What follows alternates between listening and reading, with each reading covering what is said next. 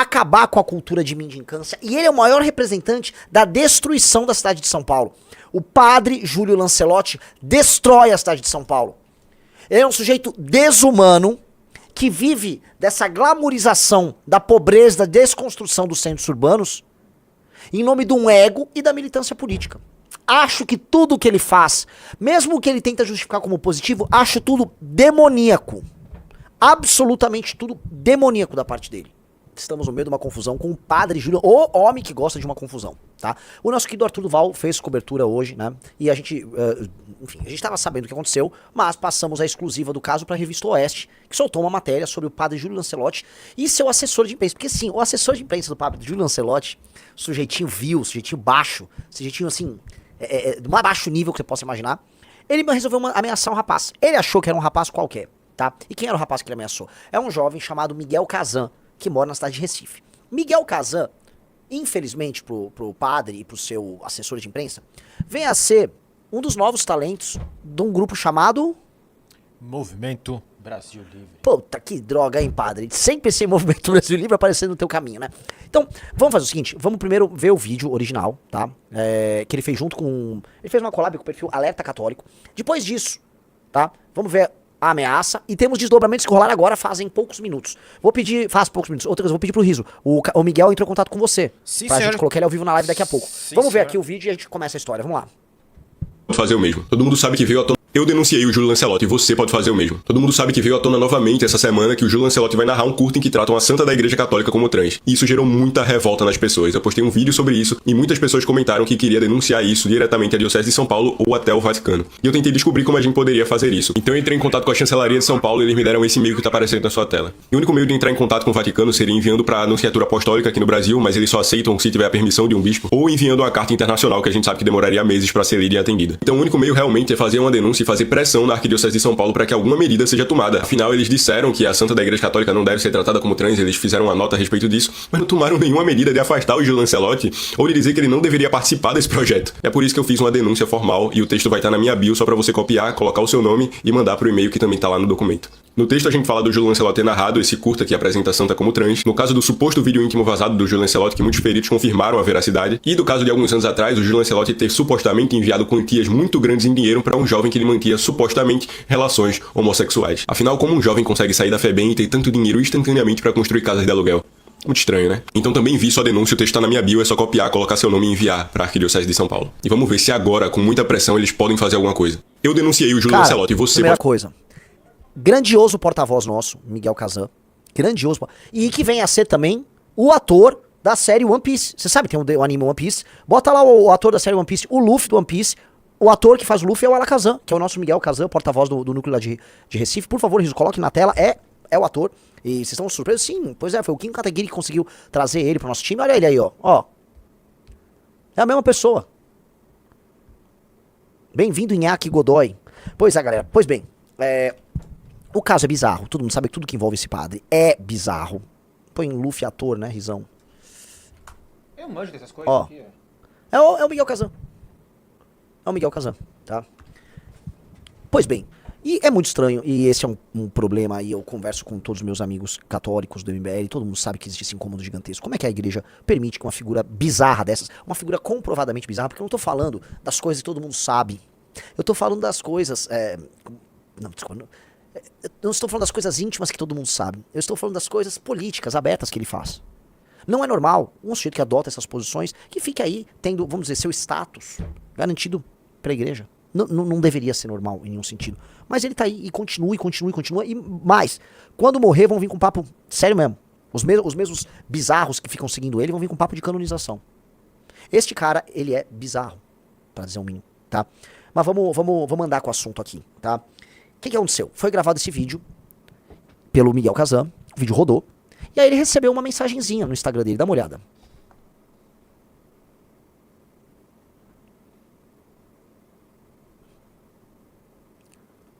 Não tem ali o áudio? Sobe.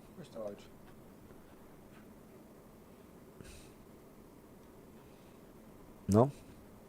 Era aqui? Talvez, né? Assim, o Miguel talvez consiga botar aí pra gente ver e tal, mas assim, que bizarro, sua internet não tá conseguindo abrir.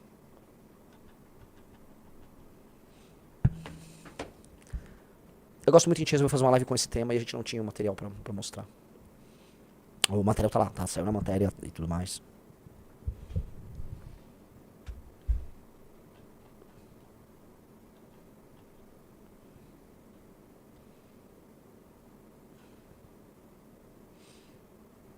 Bom, a internet tá maravilhosa. Legal. Pede pro Miguel, o Miguel te mandou mensagem, pede pra ele te mandar o arquivo, porque é o seguinte, o assessor, né, de imprensa do padre Júlio Lancelotti entrou em contato na DM do Instagram do Miguel Kazan, tá? E é bem importante vocês vejam, porque é o tipo de ameaça que denota tudo aquilo que nós já falamos anteriormente. Quando nós, né, tivemos contato ali com o material que envolvia o Júlio Lancelotti, a gente se assustou, porque ninguém na imprensa, a imprensa sabia, conhecia o material, ninguém na imprensa queria sequer tocar no assunto. E o próprio judiciário nunca viu nada de errado naquilo ali. Vamos lá, vamos ouvir. Veja só o papo. Esse Augusto Souza é o assessor de imprensa do padre Júlio Lancelotti. Ouçam isso.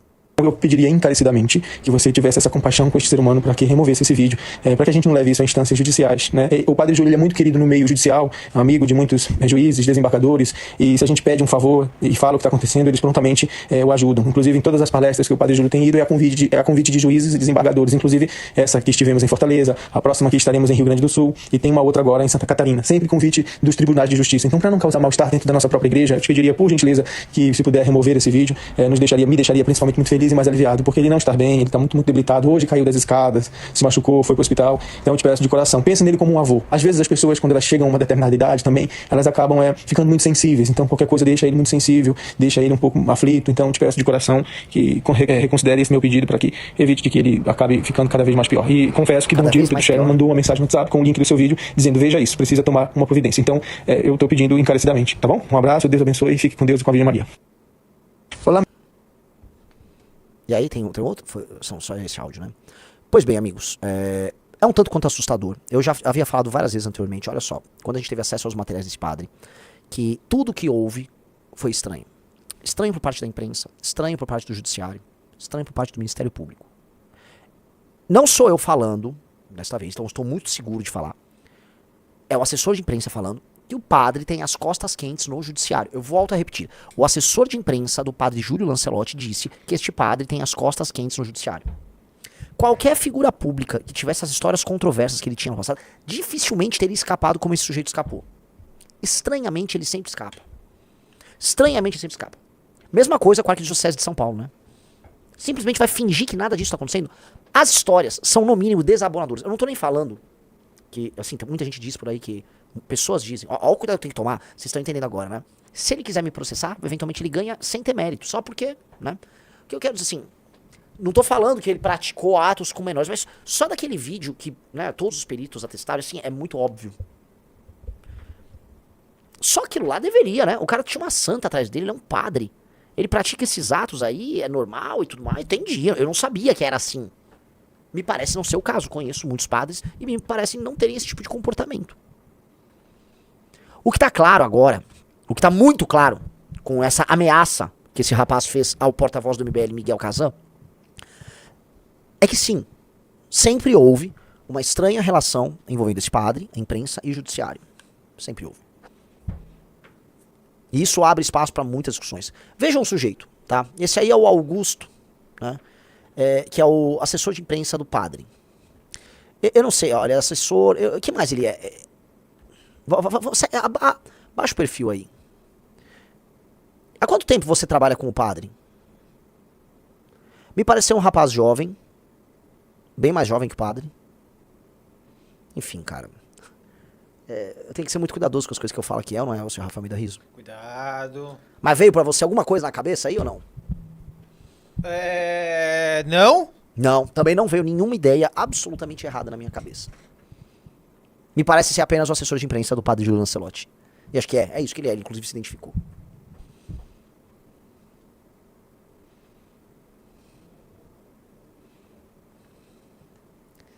Esse cara tá ameaçando, vamos colocar aqui, esse cara está ameaçando um porta-voz que fez uma denúncia válida. Isso é muito feio, isso é demoníaco, cara. Vocês me desculpem, isso é demoníaco. Essa turma é demoníaca. Isso não é bom pra igreja. E isso não é bom pro cristianismo como um todo. Isso é horrível, cara. Não dá, na boa, não dá pra gente ficar naturalizando, fingindo que Agora, acabou de sair, agora, a nota da Arquidiocese de São Paulo, tá? Numa collab com o Dom Odílio Scherer. E aí, ó, o esclarecimento. A Arquidiocese de São Paulo esclarece que o senhor Augusto Souza, o rapazinho ali, citado na reportagem da Revista Oeste, não tem nenhum vínculo institucional com esta arquidiocese. O senhor Augusto Souza não é assessor ou representante da Arquidiocese de São Paulo e, portanto, não pode falar em nome da instituição ou de qualquer um de seus setores, menos ainda do arcebispo de São Paulo. Natural, né? Mas ele anda por aí falando isso. A minha pergunta é, e o resto? E a denúncia do senhor Miguel Kazan? Esse padre vai poder continuar vilipendiando símbolos sagrados da Igreja Católica em nome das suas piras ideológicas? E eu tô deixando só no campo ideológico as piras dele, em nome das suas taras ideológicas. Vamos botar aí? Esse padre, até onde vocês vão deixar esse padre? Qual é o próximo padre? O que mais a ele é permitido? É natural e isso tá tudo ok. A gente tem que se atualizar, porque é um pouco assustador. Eu queria que a Arquidiocese de São Paulo entendesse, de fato, que é uma massa de centenas de milhares, que são milhões de jovens, isso não é um fenômeno só brasileiro, que estão se aproximando da igreja, buscando na igreja um refúgio contra a falta de referencial do mundo contemporâneo. E eles estão esperando uma postura tradicional da Igreja Católica. Uma postura tradicional. Definitivamente, um padre com esse histórico, com a militância que ele faz e com essas subversões, não é alguém que represente essa perspectiva. Isto não é bem-vindo, cara. Definitivamente não é. Eu queria botar aí, pra falar com a gente, pra explicar um pouco o caso, o senhor Miguel Kazan, tá? Miguel, tá aí? Tô escutando? Tá, perfeito. Me ouve? Certo. Miguel? Então, o que aconteceu foi que eu postei os vídeos denunciando o Júlio Lancelotti, principalmente quando veio à tona o caso dele narrar um curta que trata uma santa da Igreja Católica como trans, e eu incentivei as pessoas, católicos de verdade, diferente do padre aí, a denunciarem também a Arquidiocese de São Paulo. E foi isso que muitas pessoas fizeram, tanto que, segundo o próprio assessor do Júlio Lancelotti, o Dom Odilo, mandou o meu vídeo para ele pro WhatsApp e disse que isso gerou um mal-estar muito grande na Arquidiocese de São Paulo. Então, muitas pessoas denunciaram e isso veio à tona aí agora. E agora, no dia 1º de novembro, vai ser lançado esse curta. E a Arquidiocese de São Paulo, quando isso veio à tona em 2022, porque esse caso é conhecido desde 2022, só deixou uma nota lá dizendo que condenava essa ação, mas em nenhum momento puniu, ou afastou, ou proibiu o Júlio Lancelotti de fazer parte desse projeto. Então, claramente, eles são coniventes com esse tipo de atitude. Me assusta eles manterem essa política de leniência com essas posturas do padre. Primeiro porque o padre ele se tornou um agente político do petismo, ele age de maneira escancarada com isso. Ele tem essas opiniões, no mínimo, eu não vou nem colocar como controvérsias, são opiniões heréticas. E tem todo um histórico que se a Igreja Católica, eu tô falando em São Paulo, tô nem abrindo em âmbito geral, porque ele é uma figura nacionalizada e participa de eventos internacionais. Mas esse cara é uma máquina ambulante de danos de imagem pra Igreja Católica. É uma máquina repelente de novos fiéis. Eu não consigo entender. E aí eu estendo isso, que eu te fiz essa pergunta, que você conhece, grava vídeo e milita. Porque quando eu estendo isso pro judiciário e pra imprensa, que também passa um pano, eu ainda fico em choque. O que esse cara tem? Não é muito estranho isso? Muito estranho, porque realmente ele parece que tem proteção de todos os lados. Seja na política, seja no mundo, seja no judiciário, até o Alexandre de Moraes. O Alexandre de Moraes tem contato pessoal com ele. Então, assim, esse cara é protegido de todos os lados. E também no alto escalão da Igreja Católica, porque é um cara que é cardeal. Porque Dom Odilo, o arcebispo de São Paulo, é cardeal. Ele estava lá na eleição do Papa e é o mesmo que está defendendo o Júlio Lancelotti agora e que não pune esse cara de jeito nenhum. Então é realmente muito complicado entender o que é que esse cara tem. Porque tanta gente tem medo de simplesmente tomar uma atitude, simplesmente afastar ele das funções. Eu acredito que o Júlio Lancelotti deveria ser preso. Eu não quero que ele seja excomungado, eu quero que o Júlio Lancelotti seja preso e termine sua vida na cadeia. Porque, pra mim, o que ele fez já está bem claro. Mas enfim, a gente tem que ser cuidadoso com as palavras. Se no mínimo ele fosse excomungado, já seria algo de muito bom para a igreja. Sim, a gente tem que ser sempre cuidadoso com as palavras, porque de fato é um cara que... Bom, é o assessor de imprensa que falou, né? Não sou eu nem você. O assessor falou, tem um contato com juízes e desembargadores. A gente sabe, quando a época ele foi denunciado por aqueles vídeos, né, que estavam rodando, como aquilo foi tratado no Ministério Público e depois pelo próprio Judiciário. Estranho. Assim, é no mínimo curioso. E a gente sabe os casos que ele teve, a gente sabe os acordos que ele fez. No seu vídeo ele cita um acordo que foi feito, aparentemente, né, de 600 mil reais. Há um outro que envolvia o Riso pode até pegar aí um carro Pajero, entendeu? Na verdade, essas quantias em dinheiro foi quantias que ele doou, segundo a justiça, no primeiro processo que Anderson Batista foi absolvido, que foi o jovem que ele acusou que estava extorquindo ele. Foi quantias que ele deu ao jovem de bom grado. Foi isso que a defesa de Anderson Batista alegou. Ele não estava sendo extorquido, ele deu isso. Tanto que no primeiro processo que ele denunciou Anderson Batista de extorsão, ele foi absolvido em 2 instâncias. Então, porque a justiça entendeu que não fazia sentido o Júlio Lancelotti dar tantos presentes e quantias em dinheiro para esse rapaz. Pois é. Eu tenho que ser cuidadoso, você também tem, você tem um grande futuro pela frente, mas essa é uma daquelas histórias bizarras.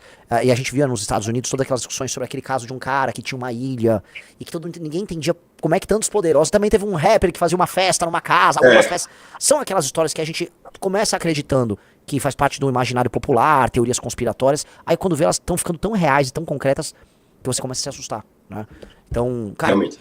cuidado aí, cara, real. Assim, falando aqui, alguém que viu essas coisas em 2020, que se deparou com esse vídeo, que todo mundo depois acabou vendo, cuidado. Inclusive, existe muita gente que fala, né, que a queda do Arthur teve a ver com isso. A própria queda do Arthur teve a ver com isso, por causa do vídeo. Gente na Lesp falou pro Arthur, lembra daquela história? Arthur, você fica mexendo em vespeiro que não tem que mexer.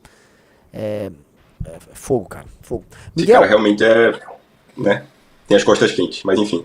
Miguel, isso quem disse foi o assessor dele. Exato, a gente só tá aqui basicamente... Só tô repetindo o que ele falou. Miguel, uma parada interessante. Apresenta teu trabalho e faz o teu merchan pra galera te seguir, até porque precisamos de um líder forte aí em Pernambuco. O nosso núcleo, eu ontem teve uma reunião geral do MBL, eu falei, o núcleo do MBL de Pernambuco é um dos melhores do Brasil, um núcleo exemplar. Foi exemplar na coleta, é exemplar na militância, é exemplar pra muita coisa, exporta gente boa. E estava faltando um líder carismático, inclusive pra puxar uma bandeira preta, amarela e branca aí. E espero muito que as pessoas conheçam o seu trabalho. Então, pessoal, meu nome é Miguel Kazan, eu crio conteúdo para a internet, agora com viés político e religioso, principalmente, eu sou aqui de Recife. Então, se você gosta do MBL aqui de Recife, a gente tem um núcleo aqui que é bem ativo, então venha fazer parte com a gente, segue o Instagram do MBL Recife, também me segue para acompanhar o trabalho e acompanhar também o desfecho dessa história aí do Júlio Lancelotti. Maravilhoso. Miguel, obrigado, velho, bom trabalho aí, tamo junto. Obrigado. Tamo junto, Renan. Este foi Miguel Kazan, aqui pra gente abrir aqui a nossa live, com essa absolutamente bizarra, que eu não tenho outro termo pra usar, né? E a impressão de que a nossa vida fica cruzando com a vida desse padre o tempo todo. Vocês reparam, a gente acaba se chocando com esse cara. Mesmo a briga que ele teve no ano passado, acho que foi na virada de 23 pra 24, foi com o ex-MBL, que era o Rubinho Nunes. Né? O destino quis, e existem essas coisas. E eu começo cada vez mais a acreditar nisso. Que o destino, chamem do que quiser, tem um papel muito importante pra gente. Muito, muito importante. Porque a gente sempre se encontra com a história no momento que a história pede. E quando eu falo história, não tô falando da história desse padre, tô falando da história do Brasil. Tá? Esse padre é mais um personagem no nosso universo, né? Um vilão no nosso... É lore que fala, né? No nosso lore. Então, espero que ele saiba disso e que, enfim, entenda que nós somos a superação do tipo de mundo que ele gostaria de vender e divulgar por aí. Nós somos a negação daquilo que ele representa. Até porque a gente fala em desfavelização, em reurbanizar as nossas cidades na melhor acepção do termo, retomar os centros das nossas cidades, acabar com a cultura de mendicância, e ele é o maior representante da destruição da cidade de São Paulo. O padre Júlio Lancelotti destrói a cidade de São Paulo. Ele é um sujeito desumano que vive dessa glamorização da pobreza, da desconstrução dos centros urbanos, em nome de um ego e da militância política. Acho que tudo que ele faz, mesmo que ele tenta justificar como positivo, acho tudo demoníaco. Absolutamente tudo demoníaco da parte dele. Eu quero viver numa cidade que não tenha morador de rua, ponto. Morador de rua tem que ir pro albergue. Ah, não quer ir pro albergue? Então você vai detido. Nos Estados Unidos sempre houve a lei da vadiagem. O sujeito tá vadiando. O que você faz? Não sei, tô vadiando aqui, vou dormir na praça. Não, você não vai dormir na praça. A praça pertence à coletividade, ela não pertence a você. Você não vai instalar suas coisas no meio de uma praça que é da coletividade, que é pra criança brincar, que é pras pessoas andarem na praça, pras famílias caminharem. A praça não é lugar de morador de rua, padre. A parte de baixo de um viaduto não é lugar de morador de rua. Mora na rua, vai pro albergue. Procuremos a família, levemos ele de volta pra família. Ah, não quer, ele quer ficar na rua. Vai detido. Chega com essa mentalidade. Ai, a mendicância, o mendigo, ele é o herói alternativo. Não, cara, eu não quero ninguém morando na porra da rua. A rua não é lugar pra se dormir. Ponto. Aí esse cara fica construindo isso. E aí é isso, São Paulo destruída com Cracolândia. Centro de São Paulo sujo, cagado. Literalmente cagado. Fezes humanas. Ah, não, falei palavrão.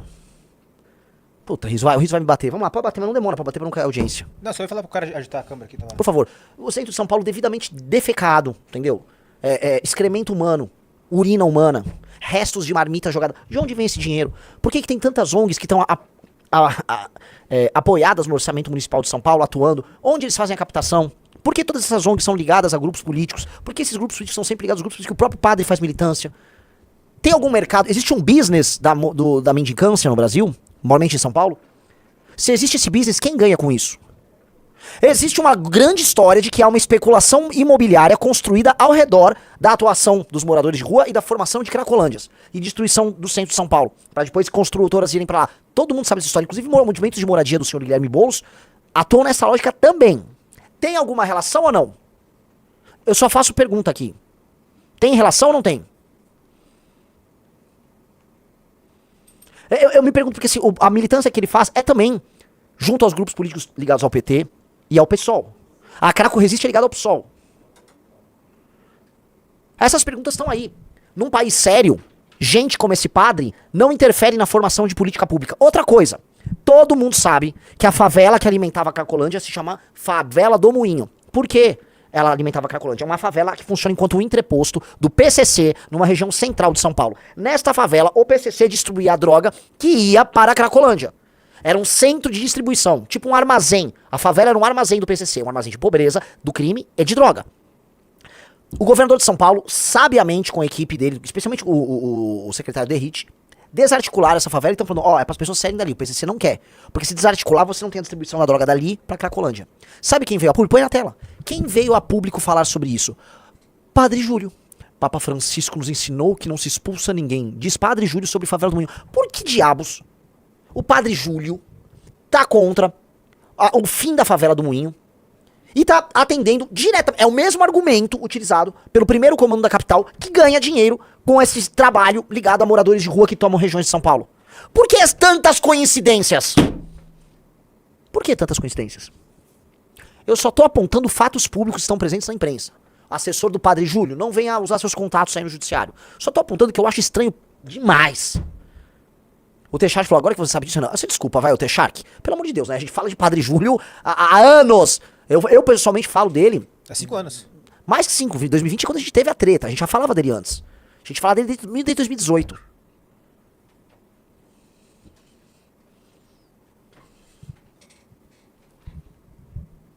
É no mínimo bizarro, né, amigos?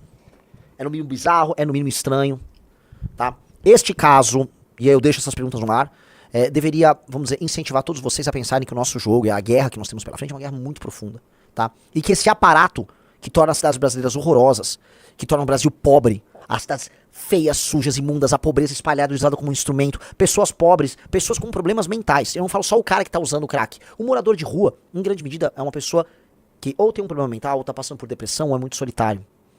Nos Estados Unidos, o número de deficientes mentais que estão na rua é enorme. Tem estudos que mostram pra isso. Então são pessoas que necessitam de socorro. Definitivamente, o socorro não passa em manter essas pessoas morando na rua. E mais, o fato delas serem doentes não dá a elas o direito de destruírem e se apropriarem das vias públicas, das praças, das marquises. Não dá, elas não têm esse direito. Olha aqui, ó. 40% dos moradores de rua na idade escolar têm problemas mentais. 40%. Vamos combinar, venhamos e convenhamos que... Aqui, ó. Mais da metade dos moradores de rua veteranos têm problemas mentais ou físicos.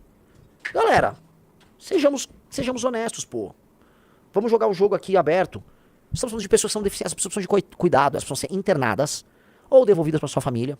A maior parte delas, isso agora eu tô falando uma coisa muito concreta, tá? A maior parte dos moradores de rua não tem como você reabilitar e falar, arrumei um emprego. É um ou outro. Um ou outro você vai conseguir fazer isso.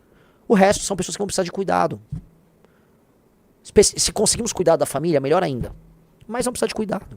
Muitas vão precisar de internação pura e simples. Algumas você recupera.